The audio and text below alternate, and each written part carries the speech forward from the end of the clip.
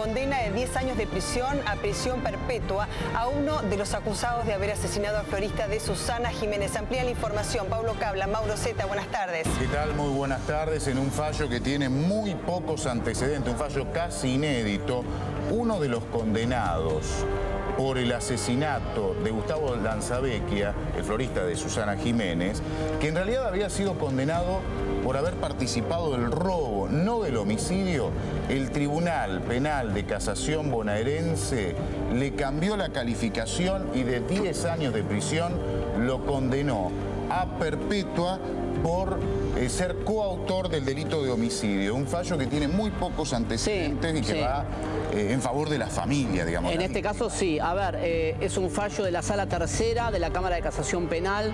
Es un fallo que habla de lo que se llama técnicamente la coautoría funcional. Para explicarlo, el condenado es Freddy Chena Paredes. El tribunal oral que hizo el juicio, Tribunal 5 de La Matanza, había dicho, él participó solamente del robo, entró con los otros dos asesinos, pero al momento de tirar a la pileta y causar la muerte de la víctima de Gustavo Lanzavecchia no participó, estaba cargando los objetos robados, solo robó, dijo el tribunal. La casación dice, no, todos fueron parte de un plan, todos tuvieron un rol activo, todos fueron coautores funcionales de ese final que fue el homicidio de Gustavo Lanzavecchia. A ver, para que la gente se acuerde del caso, es el caso donde se escuchó aquella polémica frase de Susana Jiménez diciendo el que mata tiene que morir. Este caso es el que motivó esa frase de la diva y que ahora tiene esta condena. Sí, febrero del año 2009. Estaba en su casa con un amigo, llegaron delincuentes, lo golpearon, lo maniataron, lo arrojaron en la pileta de la casa. Tal además, cual. Murió atado, lo tiraron en la pileta. Y con algo en la boca, ¿no?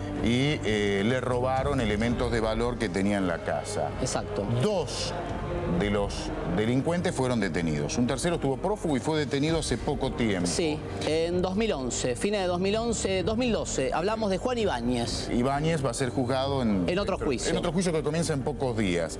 Quienes fueron condenados en primera instancia fueron Roberto Miguel Leiva, que lo condenaron a prisión perpetua, más multas, etcétera, por ser coautor del delito de homicidio agravado, homicidio calificado. Bien.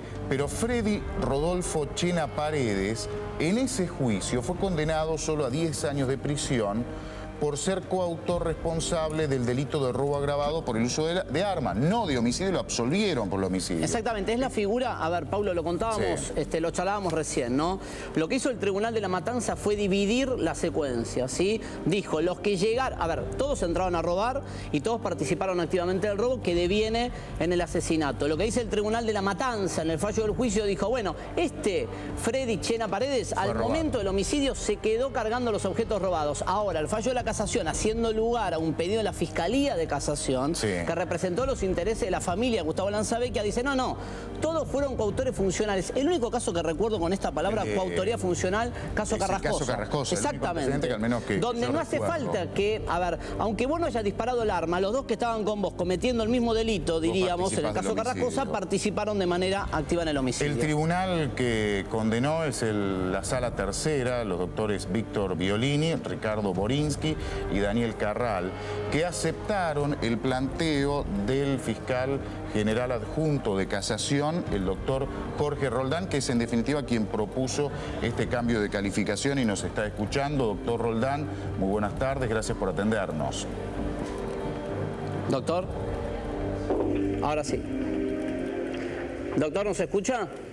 Sí, los escucho perfectamente. Buenas tardes. Buenas tardes, ¿cómo le va? A ver, ¿nos puede ayudar a entender cómo la Casación llegó a este fallo? Estamos tratando de explicarlo nosotros con nuestras palabras. ¿Es correcto entonces que la Casación interpreta que todos fueron coautores funcionales y por eso condena a perpetua a Freddy Chena Paredes? Exacto, lo han explicado bastante bien. En realidad, cada uno de ellos realiza un aporte que contribuye en este caso al homicidio crimen y causa del artículo 80, inciso séptimo del Código Penal. Esto es, no solamente queda en curso en esa conducta, en ese tipo, el autor material, sino todos aquellos que realizaron un aporte esencial para la concreción del crimen. Y en el caso, ¿qué puede decir, doctor Roldán, buenas tardes, Cablan lo saluda, qué puede decir de la participación de Freddy Chena Paredes? Bien, en realidad el testigo principal, digamos, fue un policía que era amigo de la víctima y se encontraba circunstancialmente en el lugar, el cual fue atado con precintos y vendado. Él escuchaba las voces. Álvarez Auer. Exactamente, de él se trata. Un policía, sí. De él se trata. Lo que quedó determinado, entiendo yo, incluso desde el juicio mismo, desde la primera instancia, es que todos tuvieron participación. Simplemente el tribunal, digamos, en un criterio que nosotros interpretamos como contrario a la recta interpretación de los hechos, a la lógica con que deben interpretarse los hechos, lo había dejado, digamos, afuera de esta figura por considerar que no había sido el autor material del hecho.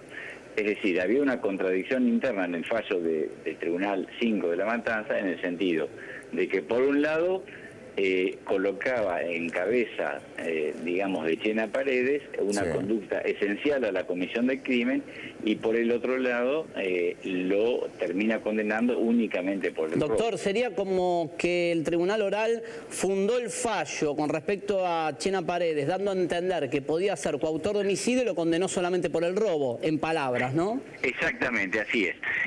Usted sabrá que el Tribunal de Casación, digamos, no puede generar nuevos hechos por cuanto el juzgamiento oral no se realiza en nuestra sede, pero dándole una interpretación correcta, ese sentido del Tribunal de Casación, una interpretación correcta y ajustada a la ley, le da una significancia jurídica a esos mismos hechos, en este caso considerándolo incurso de homicidio calificado. Y me parece que en este fallo, esto ya es opinión, doctor, en este fallo lo que se hace, lo que se logra, creo, a partir de su trabajo como fiscal que representa a la víctima, es eso, estar del lado de la víctima, de la familia de la víctima, ¿no? Claro. Que era el reclamo de la familia. Exactamente, Paulo, sí, yo interpreto, es mi opinión y la de muchos integrantes de la justicia, que realmente no solamente los fiscales, sino los jueces, digamos, deben actuar de cara a la sociedad y satisfacer su reclamo, digamos. De esa manera es como se logra lo que se ha dado en llamar la democratización de la justicia y darle legitimidad a la misma. Es decir, la justicia no puede ser, como se dice, sorda, ciega y muda, sino que tiene que estar cercana a la gente. Esto no es una actitud demagógica, porque... No, tiene que haber pruebas, más allá de la cercanía con la gente, hay pruebas. Se está cortando la comunicación. Bien, a ver, vamos a reiterar, Paulo, lo que estamos contando. El asesinato del florista de Susana Jiménez. Hablamos de Gustavo Lanzavecchia. Febrero 2009. Febrero 2009, 27 de febrero. Nunca quedó en claro, por lo menos el tribunal sí lo da y lo dejan claro, que esto fue un homicidio que tuvo la finalidad de robar. O al revés, robaron y para tapar el robo mataron. Mataron para ocultar el robo. Delito, para ahora, impunidad. Exactamente, para ser impunes. En algún momento se dijo, Paulo, en esta historia, que pudo ser una fiesta sexual. ¿Por qué? Porque Gustavo Lanzavecchia conocía a por lo menos dos de los autores, ¿sí? Tenía un conocimiento previo. Y también se dijo, y es lo que le queremos preguntar al fiscal, si podemos retomar la comunicación en un ratito, se dijo también que este policía que termina herido, Álvarez Auer, fue muy discutido esto, si era testigo o era cómplice. La casación sostiene que sigue siendo testigo y que no era cómplice. Y esto no había ninguna fiesta, fue un robo, lisa y llanamente. Se lo preguntamos al fiscal, ahora recobramos la comunicación. Perfectamente, lo escucho. Esto queda claro que fue un robo, que a Gustavo Lanzavecchia lo engañaron para ingresar a su casa para robarle. Sí, es así. Con independencia, es decir, el tribunal no puede entrar a juzgar, digamos, la condición sexual de testigos o víctimas. Lo cierto es que sí, claro que el testigo en este caso fue víctima también. De hecho, recibió varias heridas por parte de los imputados. Y convenció a los investigadores, doctor, que se trataba de un testigo y no un cómplice que simulaba ser un testigo. Esto está claro. Ahora, queda claro también en esta causa que participaron solamente los 3 que están bajo proceso penal, los 2 condenados y el tercero que fue recapturado. ¿Pudo haber más autores en el medio de este robo que termina con el homicidio?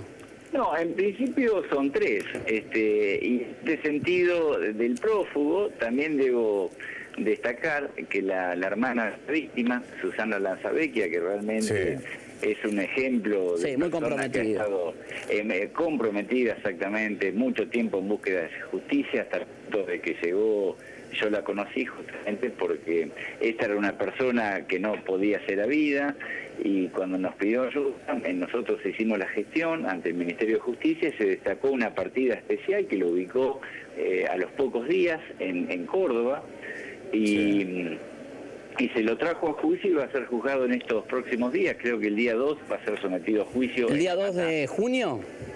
El próximo día 2 de junio. Un par de semanas, una semana y pico. Exactamente, y bajo mi opinión, digamos, también está en curso en la misma calificación, porque también con su conducta contribuyó al resultado. Sí, hay un tema aquí que no hay que pasar por alto, que en el mismo fallo de la Cámara de Casación Penal de los jueces Borinsky, Violín y Carral, se confirma la perpetua para Leiva, que fue condenado a perpetua en el juicio oral, y ahora la casación confirma para Roberto Leiva la perpetua. No los queremos aburrir con nombres. Leiva, Chena Paredes, Ibáñez son los tres autores de este crimen aberrante. Que conmocionó al país. Absolutamente, por esta frase de Susana Jiménez. Yo desde aquí diría a esa frase la justicia y la perpetua. Digo, sí, como contrapunto, ¿no? Lo bueno, esto en el ámbito de la opinión, ¿no? Lo bueno de estos fallos es que responden a expresiones que son, son expresiones muy exageradas, propias de un momento de shock, ¿no? El que muere tiene que morir. No hay pena. El que mata tiene que morir. El que mata tiene que morir. No hay condena perpetua, hay justicia, que en este caso para las familias Lanzabeque evidentemente ha sido justa. Sí, era raro en su momento cuando salió el fallo del tribunal, por eso la apelación que hizo el fiscal de la Casación Roldán, que dividiera el tribunal, ¿no? Que a uno le dijera solo participó del robo, cuando estuvo ahí, vio cómo lo ataban a la víctima. Doctor, ¿cómo hizo usted para convencer a los jueces de la Casación que realmente era una coautoría funcional y que los tres, por más que al momento del homicidio Chena Paredes estuviese retirado cargando los objetos, cómo lo convenció, con qué argumento jurídico? Mire, el argumento es justamente ese, de que se trata de una coautoría funcional, es decir, que cada uno de los imputados una conducta que contribuye al resultado fatal, y por lo tanto todos quedan incursos de esa figura. Y justamente en relación a lo que ustedes acaban de comentar de la pena de muerte, es obvio que, digamos, no es una solución aumentar a granel las penas que contempla el Código Penal. Es decir, los estudios empíricos demuestran que no existe una correlación entre la severidad de las penas y las tasas delincuenciales. Pero sí se ha comprobado que la correlación entre la certeza de la pena y las tasas de delincuencia, es decir, sí tienen una vinculación. En otras palabras, a medida que las probabilidades de ser detenido, condenado e encarcelado son mayores, más bajas son las tasas de delincuencia. Esto con independencia del monto de la pena, realmente. Bien. Doctor Roldán, muchísimas gracias por su tiempo, ¿eh? Muchísimas gracias. No hay por qué que hablan. Hasta luego. Gracias. Era el fiscal de casación, el fiscal general adjunto de la casación. De la casación. Es la máxima instancia penal después de los tribunales justicia de la provincia de Buenos Aires.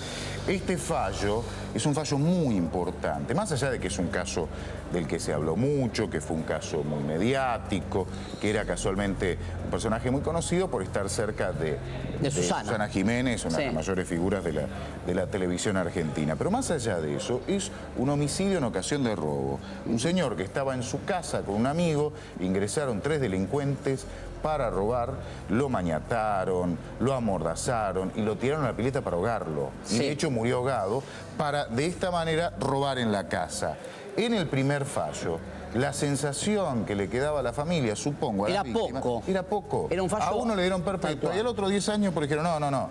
Ese entró a robar. Estuvo el día del veredicto, en el Tribunal de la Matanza. Yo quiero destacar desde este lugar el rol de la hermana de Gustavo Lanzabecchia, una mujer que desde el primer día dijo, los voy a llevar a la cárcel, colaboró con la investigación, colaboró con esto que contaba el fiscal de la Casación para buscar al prófugo. Hay que destacar esta participación ciudadana, en este caso de la hermana de la víctima, comprometida con tener en la cárcel con una pena de perpetua. A ver, hay que ser muy cobarde para atar a una víctima de un robo de pies y manos, ponerle algo en la boca, amordazarla y tirarla a la pileta. Esto es de cruel, cuarta, es de lo más cruel que se puede escuchar. De los asesinos se iba con 10 años de prisión. No es poco, pero no es suficiente.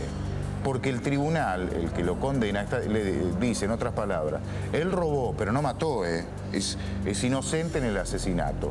En este fallo, que es un fallo que tiene pocos antecedentes, la cuestión, técnica, la filosofía judicial en este caso es similar al caso Carrascosa, tal cual, digamos, sí, que fue por encubrimiento y terminó con una condena por homicidio. Es otra sala, esta es la sala del doctor Violini, la sala que condenó a Carrascosa era otra. Era otra. Entonces, ¿qué es lo que dice? Sí, quizás robó, quizás no lo mató, pero formó parte del plan y por eso es coautor del mismo delito, homicidio agravado, y le dieron perpetua.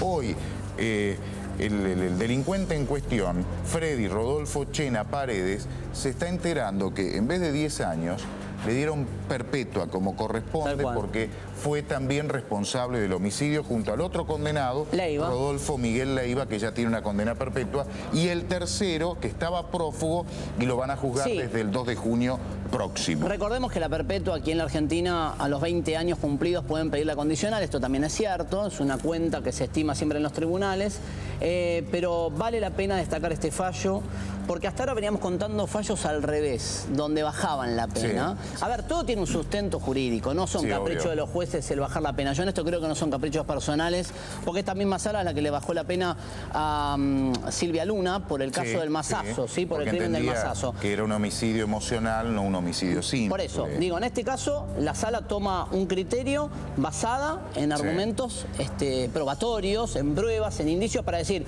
bueno, a ver, estuviste ahí, participaste de la previa, participaste de la trama delictiva, entraste al lugar, viste cómo lo amordazaban, no sentiste ningún dolor ni pena porque veías cómo estaba matando o escuchabas que estaban matando a la víctima. Bueno, a ver, flaco, sos igual de responsable. Eso es lo que eso dice la Cámara de Casación. En la sentencia, le leo rápidamente el último párrafo, son 50 fojas. El fallo, condenar a Roberto Miguel Leiva, que ya lo habían condenado a perpetua en el primer juicio, a la pena de prisión perpetua. O sea, confirman la pena del primer juicio, como coautor responsable del delito de homicidio agravado por la causa y autor de tenencia ilegal de arma de fuego, de uso civil en concurso real. Lo novedoso es el caso que le estábamos diciendo, Freddy Rodolfo Chena Paredes, que había sido condenado a 10 años de prisión como coautor del delito de robo agravado. Ahora lo condena a casación el doctor Violini y los demás jueces de casación a la pena de prisión perpetua, accesorios legales y costas como coautor, responsable del delito de homicidio agravado por la causa. El mejor ejemplo de parecido es el caso Carrascosa en cuanto a lo que es la coautoría funcional.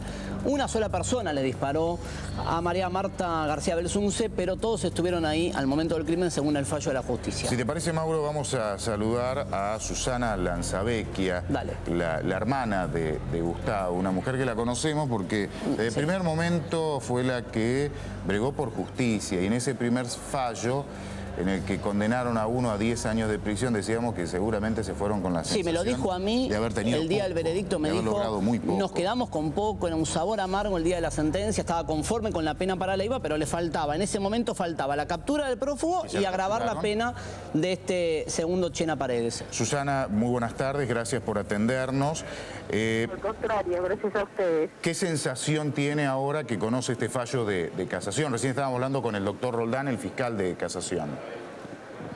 Y la verdad la sensación es que, bueno, estamos dentro de la tristeza contentos, porque por fin se hizo justicia y en este país, bueno, podemos confiar en los jueces. Bien. Agradecemos al doctor Boriski, a Violini y Carral, que vieron que realmente los tres fueron autores del hecho del crimen que han cometido con mi hermano. Una muerte totalmente injusta. Susana... Una familia destruida, pero bueno, vemos que la justicia esta vez hizo justicia, que era lo que nosotros tanto luchamos y buscamos. Sí. Susana, Mauro Zeta le habla, ¿cómo le va? ¿Me escucha? Sí. Bien, me acuerdo que nos vimos el día del veredicto en el Tribunal Oral 5 y usted me dijo ese día que estaba obviamente disconforme con esta sentencia. Se me corta porque estoy un poco en la calle. Trate de escuchar, a ver, usted nos dijo ese día que estaba disconforme con la sentencia del tribunal. Ahora me imagino que empieza a cerrar la historia, ¿se puede cerrar la historia? ¿Minutos? No nos escucha bien. Sí, no nos escucha un rato, vamos a seguir, seguramente vamos a seguir. A ver, Susana, ¿nos escucha ahora? Si no, más tarde Ahora sí, a ver. nos comunicamos nuevamente y seguimos charlando Sí, con ahí la vamos Susana, a volver a llamar. no hay, a ver, esta buena mujer señal. se puso al hombro, la acusación, se puso al hombro el pedido de justicia. Me acuerdo que el día del veredicto, donde se va Chena Paredes con una pena de 10 años, ella empapeló la puerta del tribunal con la foto de Ibáñez, que era el prófugo hasta entonces, Sí. cae en 2012 en un partidito, en una canchita de fútbol barrial. Bueno, ya escuchamos un poco el concepto, ¿no?, de Susana, esta frase, Sí. ¿no? Estoy contenta pero triste, una Sí, mezcla la de búsqueda del sensaciones. perdido Claro, hermano. digo, por más que te condenen a todo el mundo a perpetua, la tristeza es eterna, es algo irreversible, el daño que te causa O sea que matándote a alguien. seguramente te lo has percibido, de mi experiencia de periodistas policiales, ¿no? Noto en muchas víctimas que recién pueden hacer el duelo cuando tienen justicia. Y sí. Cuando reciben justicia, cuando sienten que se hizo justicia, no calma el dolor. Cierran. Pero cierran y pueden hacer el luto. Sí. Porque mientras tanto lo que persiguen es justicia. Bueno, hoy- en este caso fue así, ¿no? Hoy, sin dudas, tenemos el contrapunto con este caso. La mamá de Ezequiel Agrest, el pibe asesinado Sí. en Caballito, que todavía está pataleando, peleando, pidiendo que lo condenen al asesino a Pantano, a la pena de perpetua. Ahí fue al revés. La casación, mira, exactamente Casación, el caso al revés. de la Nación, De la Nación, no de la provincia, en ese caso le pero también baja la casación, pena. ¿no? Claro, le baja la pena al asesino de Ezequiel Agrest de una perpetua, lo tipifica como homicidio en ocasión de robo, la pena va de 10 a 25. Hoy veía a esa madre, a la madre de Ezequiel Agrest, con esto que vos decís de cerrar el dolor o cerrar la herida. Que tiene que andar mendigando Y, justicia. y es una herida que tiene Mendigando abierta. justicia. Sí, y tiene la herida abierta porque no lo puede cerrar, porque hoy está peleando, golpeando puertas para que condenen a perpetua al asesino de su hijo. Bueno, en síntesis, vamos a seguir hablando más tarde seguramente con Susana. Este fallo, un fallo con muy pocos antecedentes, un condenado a 10 años de prisión por el caso del florista de Susana Jiménez, recuerdan ustedes, en febrero de 2010. Le han cambiado la calificación en casación de la provincia y lo condenaron a perpetua. Por haber participado efectivamente del homicidio.